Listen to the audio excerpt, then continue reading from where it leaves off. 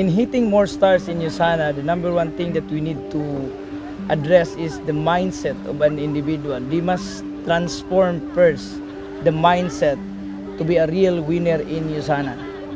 And then the second thing is that they must be ready to really work hard, because when you want to have success, meaning working it very, very hard. And the last thing that they need to consider is that they need to consider that they have to be resolved that in this business, nothing can stop you to be successful as long as you like to progress and continue to grow in your business. Our mindset after all the rank advancement is never to rest. That is very crucial moment that when you are running. So never rest and keep on setting goals. Any rank advancement in USANA, especially me and Jonaline, so we always look at the growth of our people before we'll be deciding to run.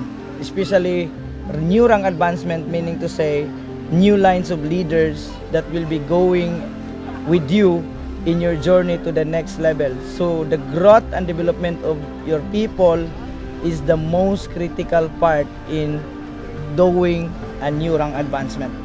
The lesson we learned in reaching our current rank is that it reminded us that whenever we keep going in our business, whenever we keep rank advancing in our business, it means we are helping another leader rank advance also in our team.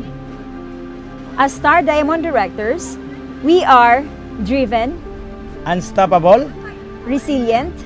and relentless individuals.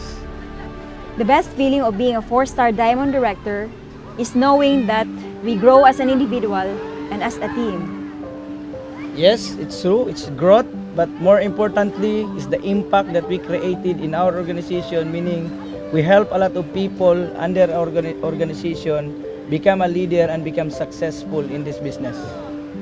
We are Executive 4-star Diamond Directors of USANA, Ranel Blanco, Jonaline Blanco, and we are unstoppable.